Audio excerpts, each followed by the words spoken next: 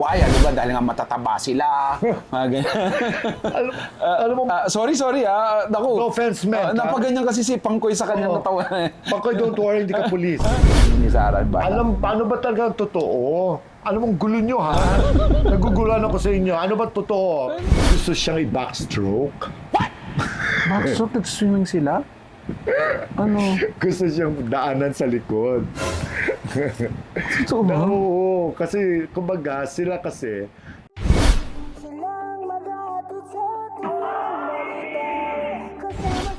This is it, politics.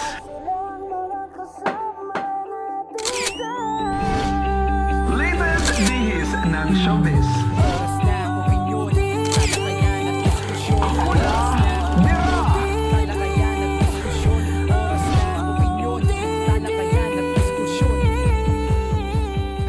Yon! ay, naku, nakaka-touch. Sa dami naman nagmamahal sa atin, matatouch ka talaga. Kaya alam ko, inaabangan nyo na to. Kaya tara na, pasok na kayo sa dati yung tambayan na ngayon ay ginagawa ninyong isa sa inyong mga minamahal na tahanan. Ito po ang OOTD. Oras ng opinion. Tala kaya na diskusyon. With my nanay na naka-blue siya, pero ang puso niya ay in love naman na eh. Oh. No? The Political and Showbiz official daw ng OOTD ang ating minamahal nanay Jobert Socaldito. Hi, naku, maraming salamat, anak ko, Direk Chaps Manansala. I love you so much. Of course, most especially, di ba, sabi ko, pangako ko na ito sa sarili ko. Advocacy ko na siya. Binabati ko pa rin, of course, ang beautiful couple ng Chino Hills, California, Carlo at Nanette Nazareno. I love you. Regards to your children and to my apo. May apo na ako kay Carlo Jr., anak ni Carlo at saka Nanette. Hi! So lahat ng mga nag-aabang, naku, share nyo na ang episode na ito dahil diretso na tayo sa ating unang segment, ang This is it, Politics. Ayan, itong kwentuhan na naman ito tungkol sa mga pulis. Oo. We talked about nung finally pinalitan na at itinalaga na bilang PNP chief ng mundong ito. Ng bansang ito. Si Nicolas Torre. Siya na po ang pumalit kay Marbil, no? Kay Romel Marbil as the new PNP chief. Kasi, nag-retire ba si Marbil? Parang nag-retire siya Retired, nung 9, parang June 9. So, si Nicolas Torre po ang nakaupo, ang ating incumbent na PNP chief. And I like it. We were excited na yan. We were expecting talaga na he will really be delivering something really beautiful. And finally na, ito yung mga tinatawag natin mga buwaya, di ba? Dahil nga matataba sila. Mga ganyan. Alam mo, Sorry, naku. no offense meant, ha? Napaganyan kasi si Pangkoy sa kanyang katawan. Pangkoy, don't worry, hindi ka pulis. Hindi, sa mga pulis dyan, alam mo, sa totoo lang, alam mo, I don't even want to apologize to the policemen na malaking tiyan eh.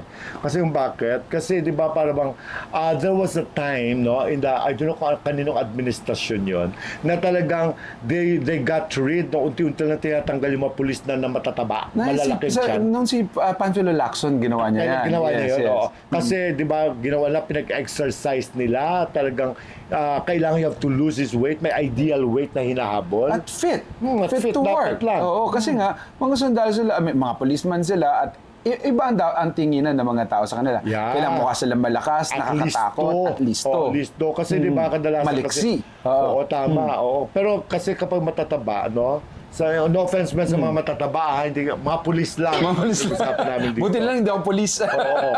Ako, payat na ako. Malakas ang loob ko. Hindi, kasi talaga, kailangan, kasi alam mo, mukha kasi sila yung mga buteteng pulis. Hindi. Alam mo sila, mukha silang mga korap. Yeah. Kaya nga tawag sa kanila buwaya eh. Mga buhaya.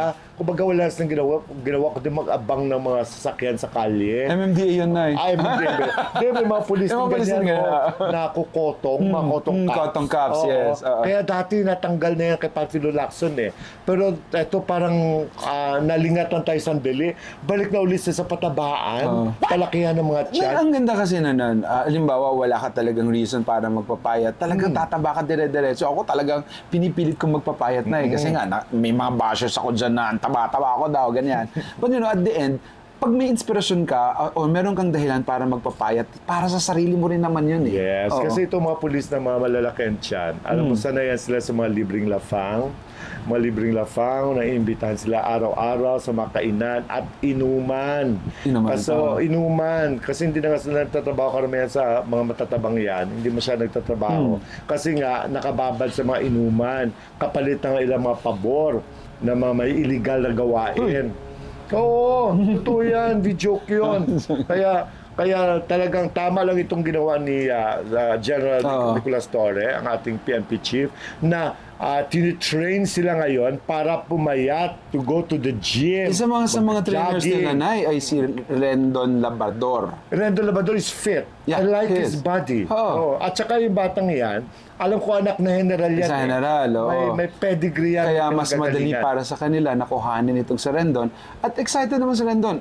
In fairness kay Rendon, negative ang mga banat niya dati. Ngayon, at least kahit pa paano, ay bumabawi at na pinapakita na niya talagang meron siyang maitutulong, lalo na sa mga kapulisan. At saka maganda yan kasi isa siyang sikat na vlogger. Kapag ang pulis ay maglulukalukahan at hindi sumunod sa kanilang pinag-usapan ng pagkasunduan na mag-gym, magpapaganda ng katawan, para rin naman sa kanilang kabutihan yon, ay nako, iba vlog sila na rin doon Labrador. Diyos ko, baka, ewan ko lang. Sa kanila, Nay, hindi lang sana yung pagbabago ng katawan, ng hugis ng katawan nila, ang magbabago sa kapulisan natin, pati na rin sa serbisyo at sa mindset nila na hindi sila nandyan para mangutong o para magpalakas o ay paramdam sa mga tao na may makapangyarihan sila, kundi para sa pagserbisyo at kapayapaan. It will follow naman Alam mo, chain reaction yan eh. Actually. Kapag halimbawa yung matabang, halimbawa isang 190 pounds na o 200 pounds na police ay nag-trim down to 150, 1 to 140. Siyempre, mababago ang mindset nga ng mga yan.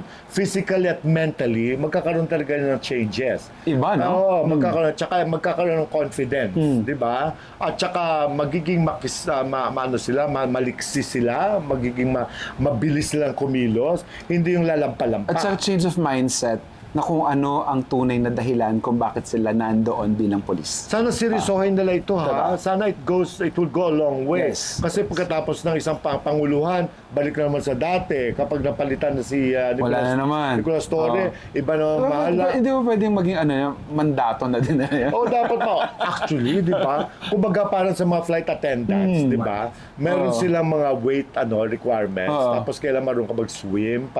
Kasi syempre, paano ka mag-swim kung 300 pounds ka? Di ba? Baka mamaya hindi lang malunod. Baka mag-cause ka pa ng tsunami. Alam mo yun?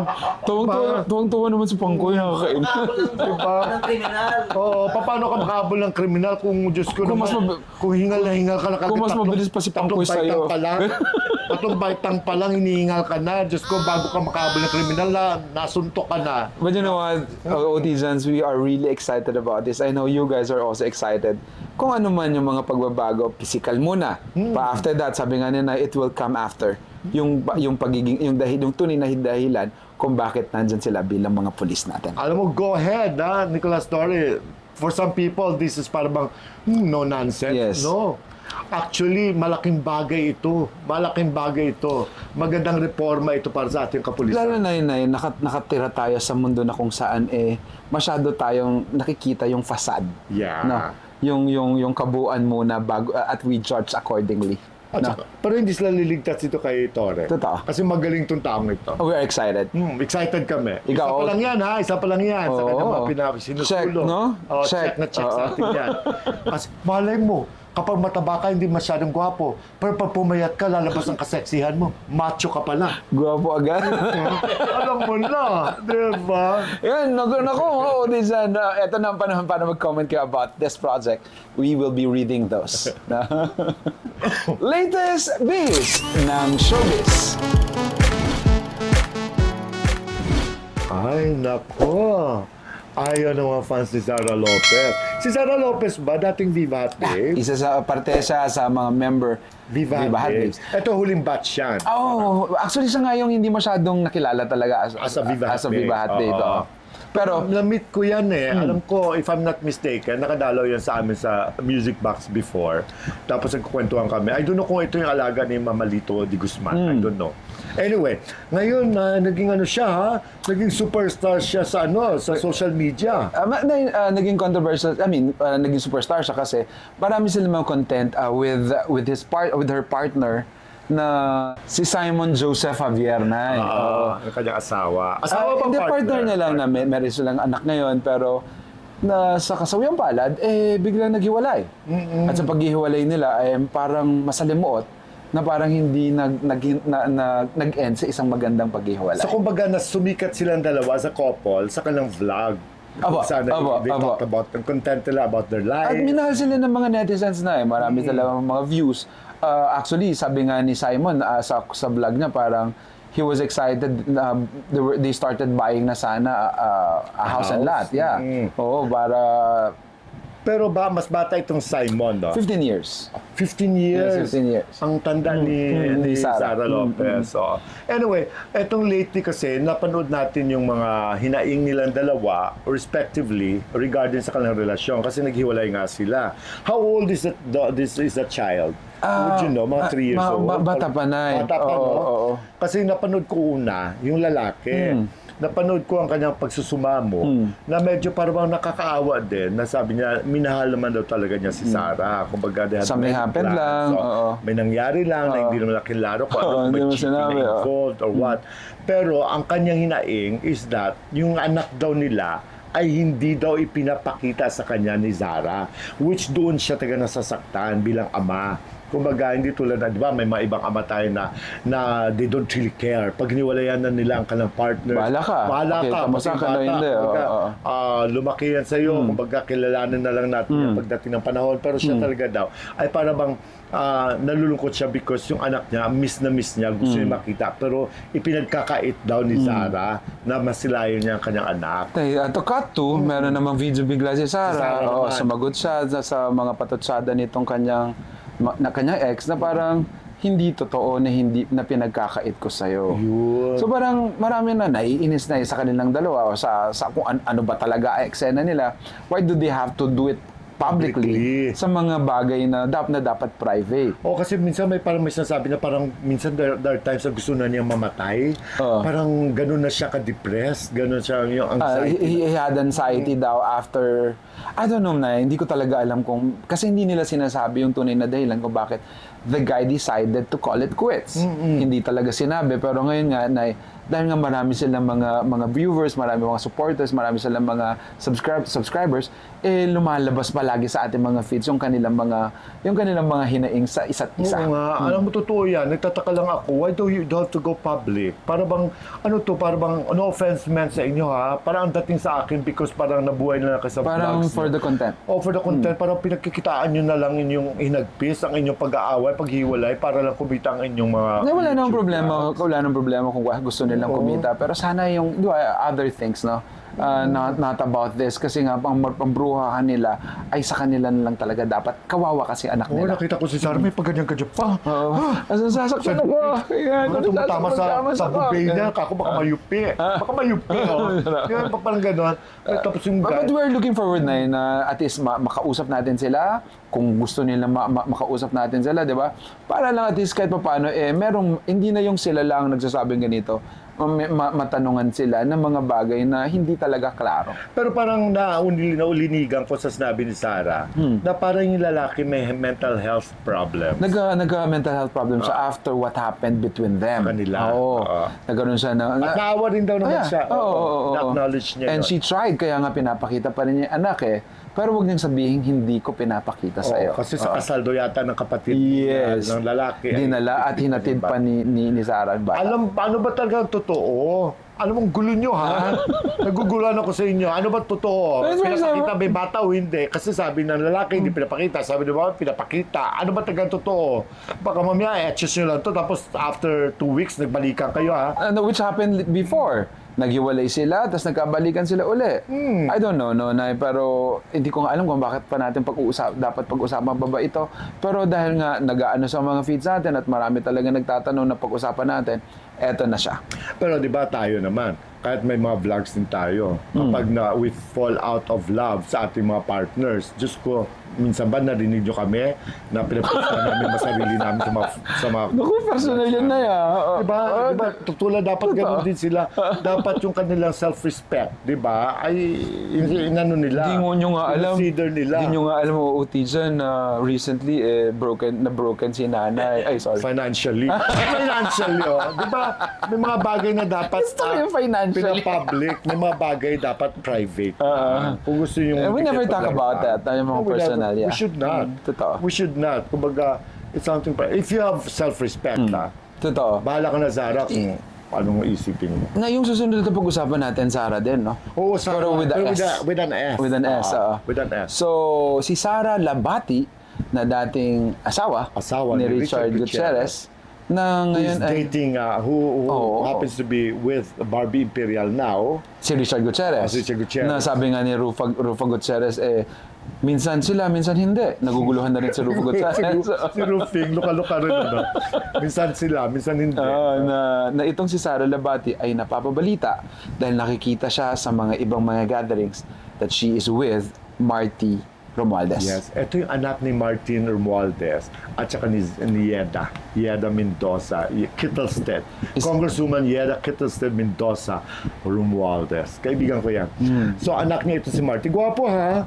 Gwapo yung Marty Jr. At saka na parang hindi siya dito lumaki sa Pilipinas. And balita ko, sabi mo, meron siyang May dalawang anak. Oo, may Hmm. nabasa ako. Parang may dalawang anak siya sa kanyang former flame, sa kanyang former partner.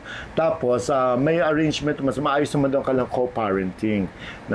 Pero ang alam ko kasi, halimbawa, they're seen dating daw, spotted a couple of times with Sarah Labati. Hindi pa natin confirmed kung sila na nga ba talaga, if they're indeed a couple. Kasi, di ba, alam naman natin na hindi pa annulled ang kasal ni Sarah at saka ni Oo, at hindi, Richard. hindi sila pwedeng Hindi pa sila umamin. Kasi pwedeng maging grounds for adultery yan, or Yes, for yes. bigamy. Oo. Tapos, or concubinage.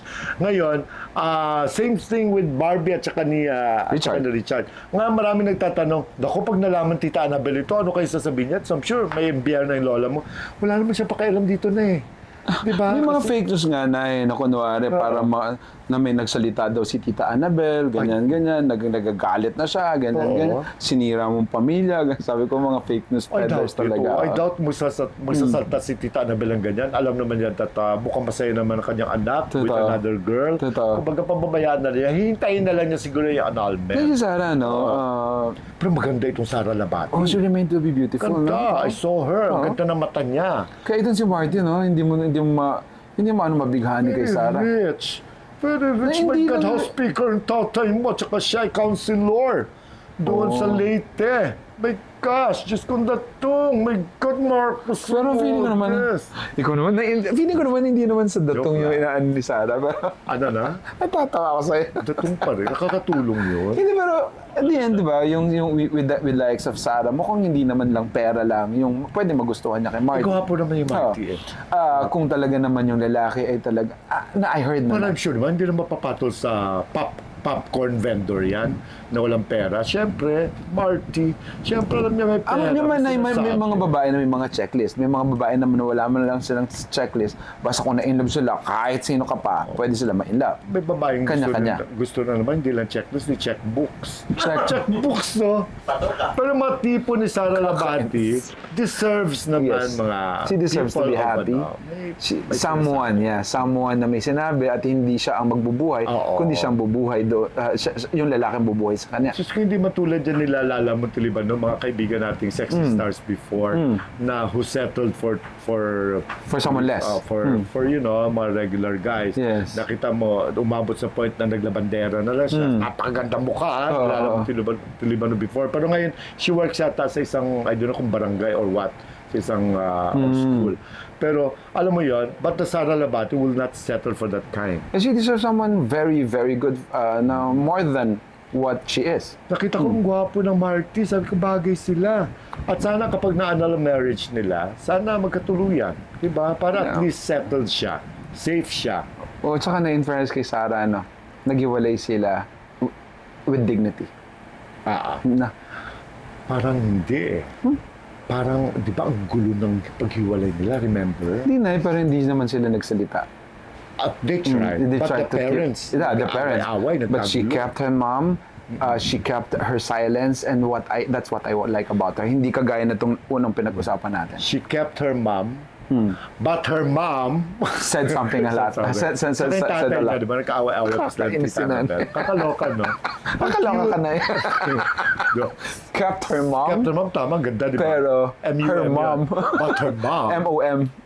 di ba? Ang nakapagyera kay tita Annabel.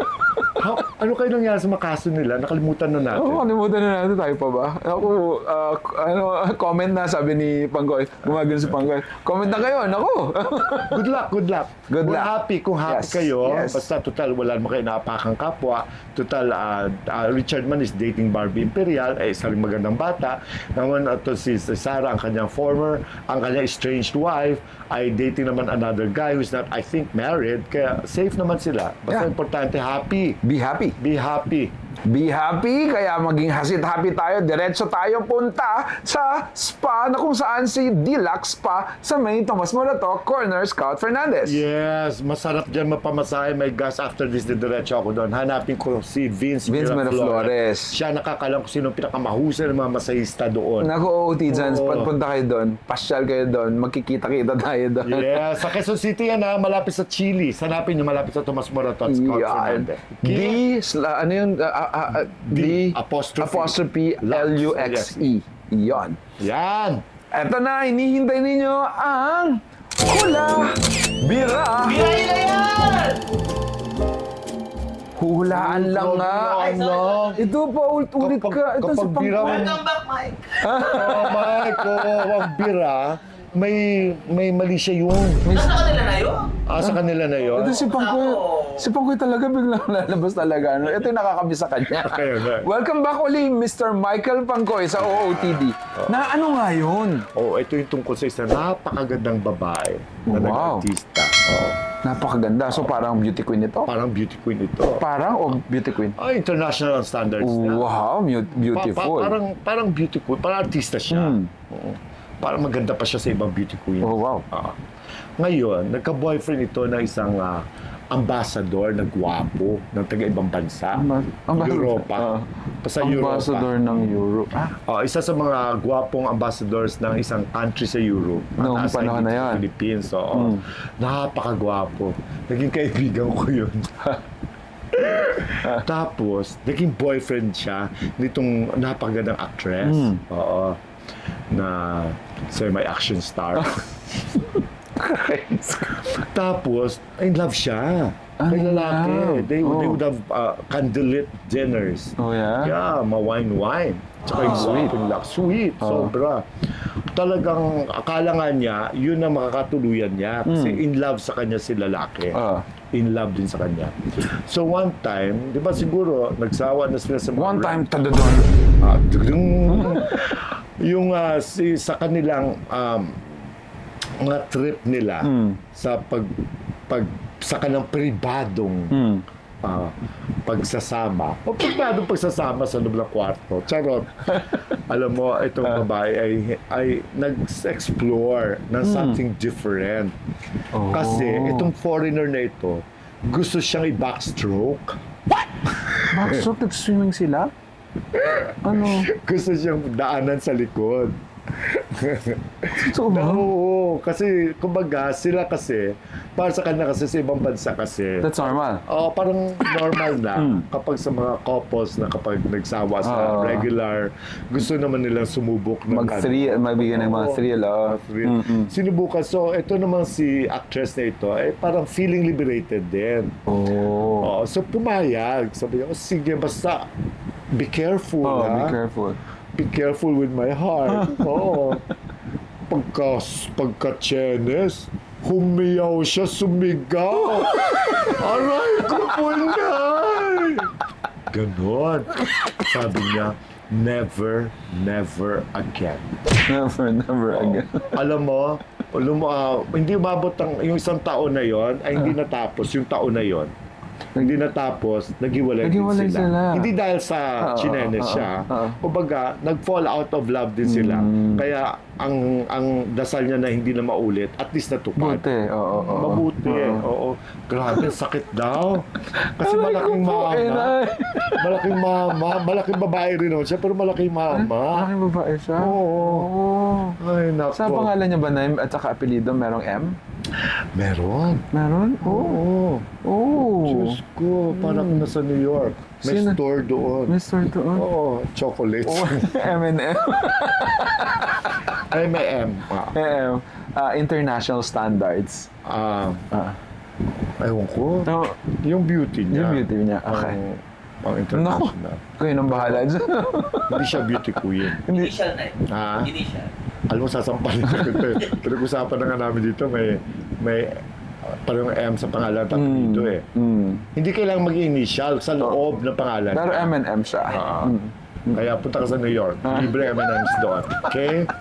Yan Yeah. naman di siya. Naku, sana hindi ka naging rover dito. At nahulaan niya naman kahit pa paano. Pero Oo. sa akin na hindi naman masama. Sometimes, normal. nagjowa naman sila. Normal And yun. it happened. At naghiwalay siya. At ngayon, tahimik lang buhay nun. At sumubok lang naman siya. At tahimik lang buhay niya ngayon, nakahanap na ng someone na for real at buong buhay na niya kapartner. Yun. Maraming salamat sa inyong lahat sa pagmamahal at patuloy niyong pagkatangkilik. Sa lahat ng mga hindi pa nakakapag-subscribe dyan at nag-enjoy ngayong episode na ito, please pindutin niyo na ang subscribe button. Oo, mag-subscribe na kayo. Napakaraming kwento rito. Diyos ko, marami pa mga pasabog sa mga susunod na episodes. Naku, abangan Oh niyo, my God. abangan niyo. Naku, I swear. At saka, pindutin niyo ang notification bell para anytime ay notify kayo ni YouTube kapag magla-live na kami o pag lumabas ang mga videos namin. At libre lang yun. At sa mga nandito na nakapag-subscribe, pwede na kayo magpa-member din sa YouTube channel natin. Nang sa ganun, dumadami na ang mga members din natin. Yes. Ito po ang OOTD. Oras na opinion. Talakayan at diskusyon. With my nanay na ang kulang, hindi kulang, cool lang. lang. Alam mo yan, Bangkoy.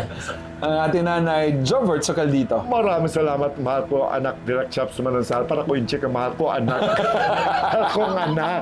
Oo. At of course, sa anak ko rin napakaganda. Si Leanne Manansala Miklat, kamukha ni Malu Bendigo. Wow! Maganda pa nga siya eh. Oh my God. Beauty queen. Leanne Miklat Heredera de Manansala. Okay? At saka si Michael Pangkoy at saka si Raymar Buado. Maraming pong salamat. Ako na ang as we say end this na. Kay Tore na excited po ako na hindi lang sana una to at sana dire-diretso para makatulong din siya sa bansang minamahal natin at nag-expect na mag-deliver ang mga taong ina-expect natin mag-deliver ng tama kay Tore. Patuloy tayong maniwala na tunay nga na mabait talaga ang Diyos, and to God be the glory. Bye-bye! We love you! Mwah!